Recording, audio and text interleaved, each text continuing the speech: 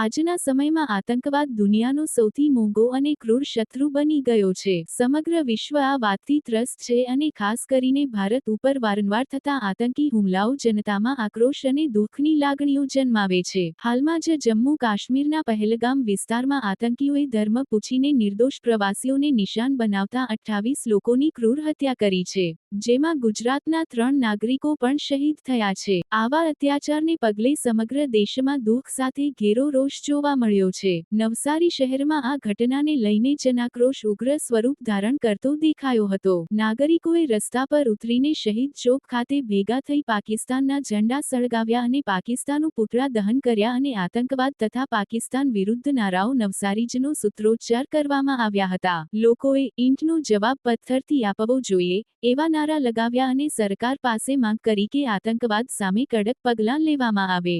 આ ઘટનાએ સ્પષ્ટ સંકેત આપે છે કે હવે ધીરજની હદ ઓળંગાઈ ચૂકી છે। આતંકવાદ અને તેને આશરો આપનારા દેશો સામે ભારતને કડક અને ઘનશ્યાત્મક કાર્યવાહી કરવાની જરૂર છે તેવી નવસારીના લોકો માંગ કરી રહ્યા છે। કાશ્મીરમાં જે રીતના આતંકવાદી હુમલા થયા છે અને એમાં આપણે 27 હિન્દુસ્તાનીઓ મૃત્યુ પામ્યા છે, એની સાથે આપણા ગુજરાતના પણ 3 વ્યક્તિઓ મૃત્યુ પામ્યા છે। એની સાથે એક કપલ એવું હતું કે જેમના લગ્ન 7 દિવસ પહેલા થયેલા હતા, તેઓ પણ એમના હસબન્ડ આ હુમલામાં મૃત્યુ પામ્યા છે। તો એક મહિલા જે 7 દિવસ પહેલા આટલી ખુશખુશાલ હતી અને 7 દિવસ પછી આ રીતના તકલીફ સહન કરે છે, તો એના વિરોધમાં અમે લોકો અહીંયા આગળ ઊભા થયા છીએ। અમે બહેનો અહીંયા આગળ એ બહેનની સાથે ઊભા રહેવા માટે તૈયાર છે કે એની સાથે જે અન્યાય થયો છે, એના પતિ સાથે જે અન્યાય થયો છે, તો એને મોદી સરકારને અને મોદીજીને અમે એટલી વિનંતી કરી, અમિત શાહ સાહેબને પણ, કે આ પ્રકારની જે ઘટનાઓ થઈ છે તો એ દીકરી એ બહેનને ન્યાય અપાવવા માટે તમે જરૂરથી કંઈક કરજો। વંદે માતરમ।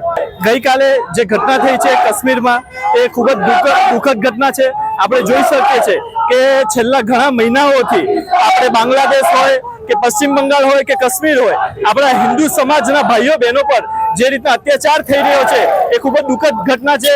એ માટે આજે સમસ્ત નવસારીના હિન્દુ સમાજ ભેગા થયા છે અને આજે કૃત્ય ગઈકાલે કરવામાં આવ્યું છે એના માટે આજે આવેદનપત્ર બી આપ્યું છે અને પ્રધાનમંત્રી શ્રી, રાષ્ટ્રપતિ શ્રી અને ગૃહમંત્રી શ્રીને વિનંતી છે કે કડકમાં કડક કાર્યવાહી કરવામાં આવે।